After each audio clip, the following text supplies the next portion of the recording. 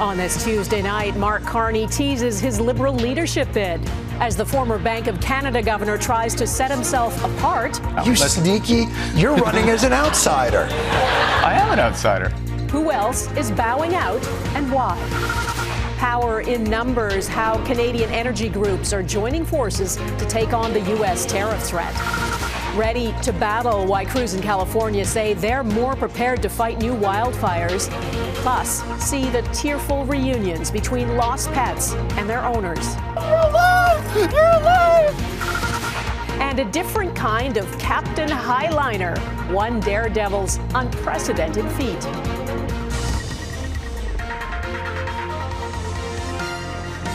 Global National with Donna Friesen. Good evening and thanks for joining us. You could call it a late-night soft launch. Mark Carney, a man best known for his role as central banker in Canada and the UK, chose an appearance on an American satirical news show to set the stage for his next ambition, becoming Prime Minister of Canada. Carney didn't officially announce he's going to run to replace Justin Trudeau as Liberal leader, but he came close, and other possible contenders bowed out today, narrowing the field as the clock ticks down to what will be a very quick leadership race. Mackenzie Gray has our top story tonight. Welcome to the program, Mark Carney. A stateside soft launch from a top Liberal contender. Let's say the candidate wasn't part of the government. Let's say the candidate did have a lot of economic experience. Let's say the candidate did deal with crises. Let's say the candidate had a plan to deal with the challenges in the here and now. You sneaky, you're running as an outsider. I am an outsider. Mark Carney pitching himself on the Daily Show with Jon Stewart as a change candidate, but he's hardly an outsider. The former Bank of Canada and England governor has advised the Prime Minister since 2020, but seems to be willing to move away from a signature Trudeau policy that's turned toxic, the carbon tax. But we need to do it in a way that Canadians today are not paying the price. There is no one in Canada. Potential Carney challenger Christy Clark announcing she won't vie to replace Trudeau. The former BC Premier was caught in controversy when the Conservative Party released information showing she'd signed up to vote in their most recent leadership race, despite telling the CBC she hadn't done so. Bonjour à toutes et à tous, ici Christy Clark. But Clark told supporters her biggest issue was her French. I've worked hard at improving my French, but it's not where it needs to be today. Thank you very much. Thank you. It's unlikely there'll be a high-profile Francophone candidate in the race at all, with Industry Minister François-Philippe Champagne bowing out. I will dedicate my energy to defend Canada. It was probably one of the most difficult decisions in my life. So far, no cabinet ministers have officially joined the race, but that's expected to change later this week. Will you be running for the leadership? I will have more to say in the coming days. Government House Leader Karina Gould will announce she's running for the leadership, a source close to her told Global News. And at 37, she's very likely to be the youngest person trying to replace Trudeau. I think it is extremely important that we have a younger voice in the race who can relate to people where they are and the struggles that they're facing today. Gould isn't the only candidate set to announce this week, Donna. Mark Carney is set to officially throw his hat into the ring on Thursday. Okay, Mackenzie, if Carney is about to announce, it was a little unconventional for him to go on an American late-night show to set the stage. Why did he do it that way, and what opportunity did it offer him? Well, a big part of the reason why he went on a U.S. comedy show is to avoid tough questions from Canadian journalists like you, Donna, but also to show voters in Canada that he has international cachet, and that global experience is going to be key for Carney. He'll play that up with how he dealt with Brexit at the Bank of England, with the Great Recession at the Bank of Canada, and dealing with those crises makes him the best person, in his view, to deal with Donald Trump, and he wants that to be the ballot question in the next election, which is a part of the reason why you'll see him distance himself from the carbon tax, which is what Pierre Poilievre really wants to talk about. But if you're Carney, you still need to win the leadership first, and that's why he's calling himself an outsider. Carney trying to contrast himself with former Deputy Prime Minister Chrystia Freeland, his likely main rival, who spent 9 years as Justin Trudeau's top minister, supporting all his policies, baggage, Donna, that Carney's likely to exploit during the leadership race. Okay, Mackenzie Gray in Ottawa, thank you. Well, time is running out to figure out a strategy to deal with Donald Trump's threats. He'll be back in the White House at this time next week. Ontario Premier Doug Ford said today provincial officials have told him putting a 25% tariff or tax on Canadian imports to the U.S. could affect hundreds of thousands of jobs. It all depends on the amount of tariffs, what sectors they're affecting. But I was getting numbers yesterday from the ministries.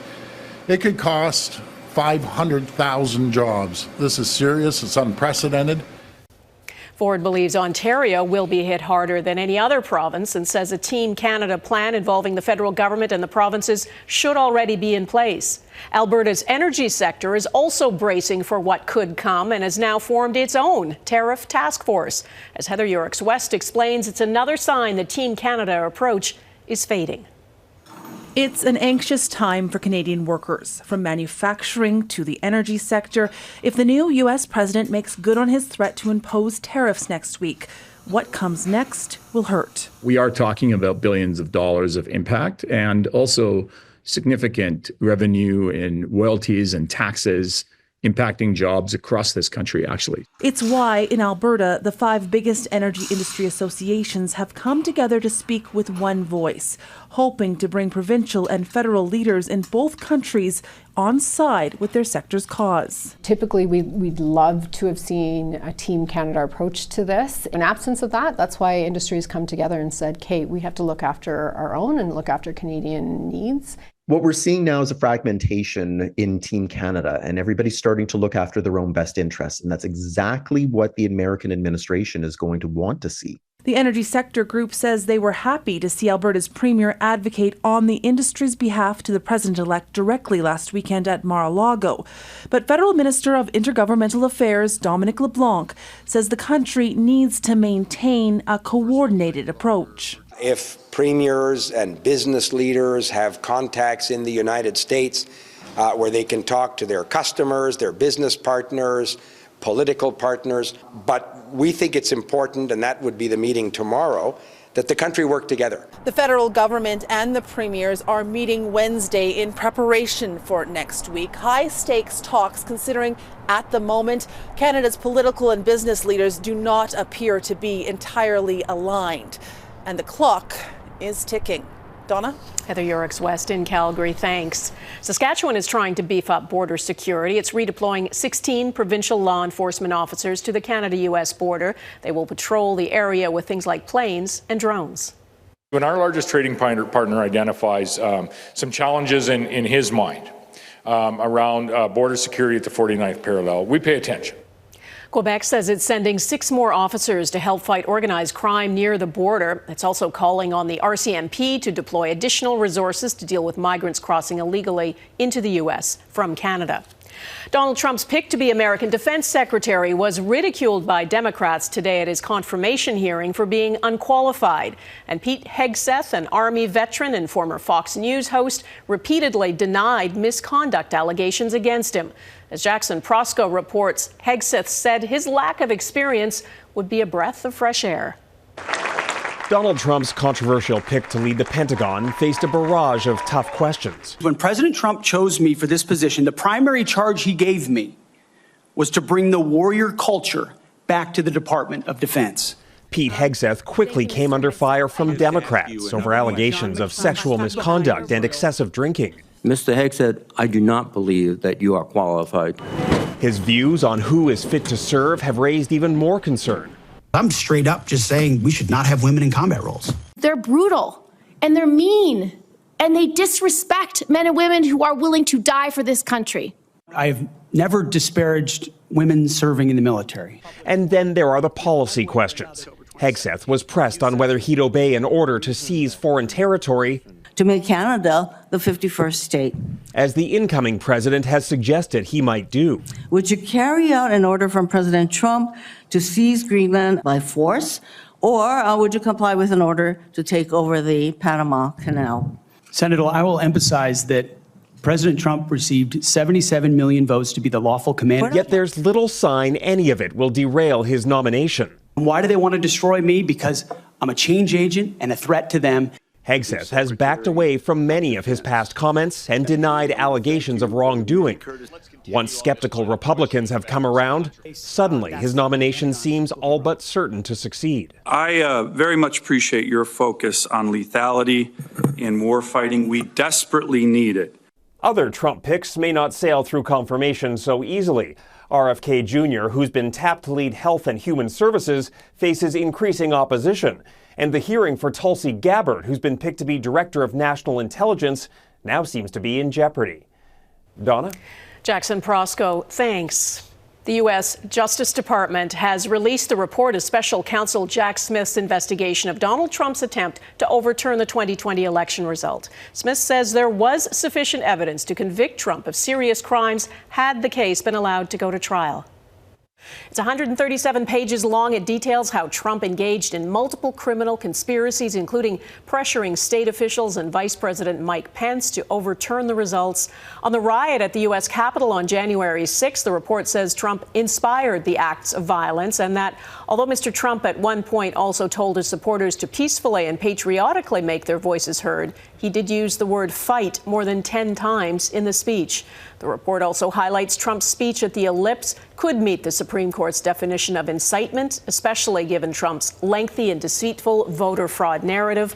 Smith did concede he had no choice but to drop the charges when Trump won the 2024 election, triggering a long-standing and binding Justice Department policy prohibiting criminal cases from moving forward against sitting presidents. We're going to carry it right to the top here. This is an aviation team from BC. They shared this video today, the crew delivering a precision water drop on the Palisades fire in Los Angeles, California. The existing fires have not grown substantially over the last 24 hours, and no other human remains have been found. But firefighters say they are prepared for things to get worse. Our Neetu Garcha is following developments in Los Angeles tonight. Neetu. Donna, officials are hammering home the message for everyone to stay alert because the danger is still very much present. The LA County Sheriff even advising those who get a warning to pack up and leave rather than waiting for an evacuation order because life-threatening and destructive winds are already here. The calm waves of the Pacific contrast with the destruction up and down the coast, where oceanside homes have been devastated by the fires ravaging Southern California. In these eerily empty streets of the Pacific Palisades, the pounding of jackhammers reverberates as teams push forward, preparing for the possibility of another round of severe wildfires. This is a particularly dangerous situation from now through tomorrow. We ask everyone to get prepared now to evacuate. A week after the first wildfire spread, new flames have sparked, including in Ventura County overnight. There's still a lot of fire in the landscape and the potential for a lot to change between now and Friday. The BC Wildfire Service is among the agencies with crews who've traveled here to assist. To repay the favors that California and CAL FIRE have supported us in the past couple of years. CAL FIRE, compared to the BC Wildfire Service, they manage all fire, so structure fire, wildland fire. There's been no measurable precipitation in the region since last April, and then when you get these wind events, then yeah, it's kind of the perfect storm. Among those fighting back the flames are hundreds of inmates from California's prison system. They're earning up to about $10 a day through a long-running state program that counts service towards shortened sentences. Prisoners can volunteer to apply and may gain valuable skills, but the program has sparked some controversy over its low wages for life-threatening work. Some of the inmates that excel at it are eligible for a new program where they can get training to become a paid firefighter afterwards. For the residents of homes like these, the LA Department of Public Health is providing essential medication access to those who lost their prescriptions in the fires. There will be 4 to 5 nurses and 1 physician from each site from Public Health, along with a paramedic team from EMS. As winds continue to fuel this historic crisis, officials say the solidarity they're seeing is unwavering. You can see members of the National Guard and firefighters from other jurisdictions behind me. Crews have been strategically putting resources in areas at the highest fire risk, so they're in place for new fires that may start across the county, reassuring residents there are more resources available and at the ready today than there were this time last week. Donna? Neetu Garcha in Los Angeles. Thank you. Federal investigators are on the ground trying to determine where and how those fires started and whether they were human-caused. Close to 95% of past wildfires in California were human-caused. That's according to state fire officials. 1 week before the Palisades fire, the biggest one now burning, crews put out a brush fire on a mountain ridge that started after New Year's Eve fireworks. It's possible it reignited in the high winds. Investigators are also examining an electrical transmission tower as a potential source of the Eaton fire. A medical update from Princess Kate. Coming up, what she said on a visit to the hospital where she was treated for cancer.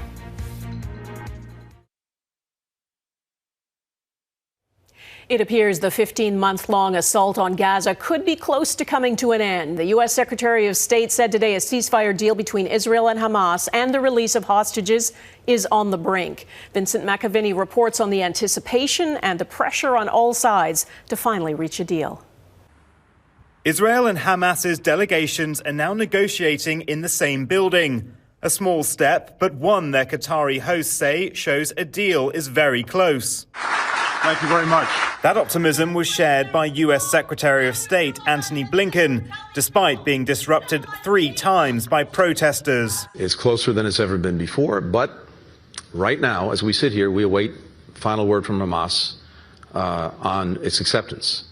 And until we get that word, we'll remain on the brink.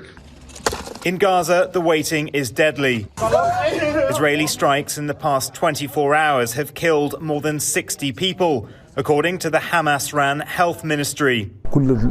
All the news and leaks confirm that there is a truce. We really hope it happens because our people are in desperate need to take a break.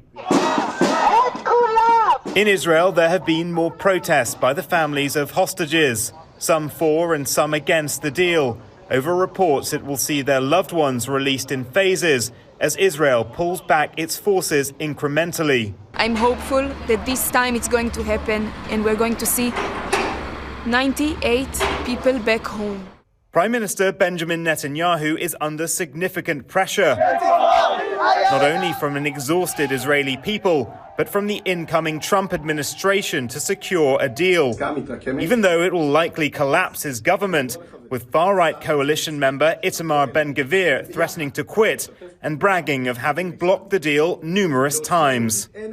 For now, it seems the Israeli and Palestinian peoples are united in waiting for Hamas to accept the ceasefire's terms. Vincent McAviney, Global News, London. At one of South Africa's deepest abandoned gold mines, dozens of bodies and emaciated survivors have been brought to the surface. Rescuers launched a mission to retrieve what are believed to be hundreds of illegal miners yesterday. Over 90 survivors and at least 60 bodies have been recovered so far. Police had encircled the mine in August to try to force them out. They had cut off food and water supplies for months. It's likely hundreds of men remain underground. Many of them are believed to be dead. Ahead, the death-defying stunt high above the ground in Dubai.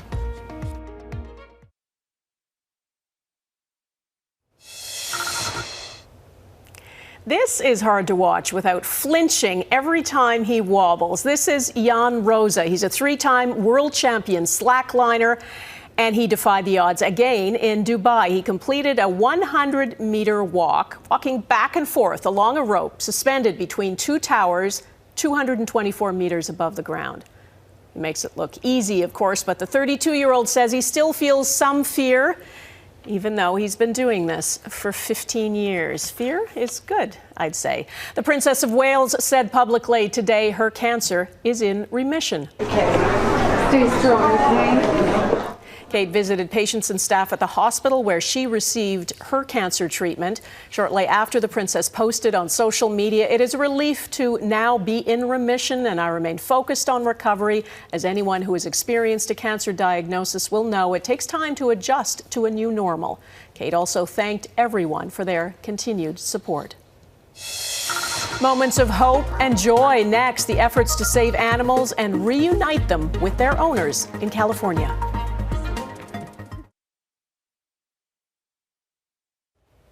It's impossible to imagine the devastation of people in Los Angeles who have lost everything in the fires. And when many of the homes burned, people's pets fled. Some were lost. Some have now been found and taken in, given shelter and food, and in some cases, they're now being reunited with their owners. Heidi Petracek on the rescue efforts, the emotional reunions, and the hope they're bringing. There's a reason this emotional reunion in Southern California has been watched by millions. Casey Colvin's dog Oreo had to flee their burning home. He was finally found after 5 days. Colvin's outpouring of joy, a relief, and a balm set against so much loss. That big smile. With thousands of families displaced, animal welfare organizations are now caring for pets of all kinds.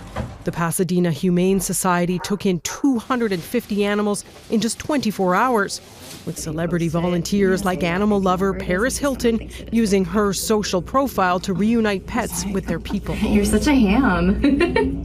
The Los Angeles Equestrian Center has taken in more than 200 horses on top of goats and donkeys. We're figuring that this could be weeks or months, right? A flood of donations is what's needed to care for them all. If people go to our website, the laec.com, we have a donate button on the top of the right page.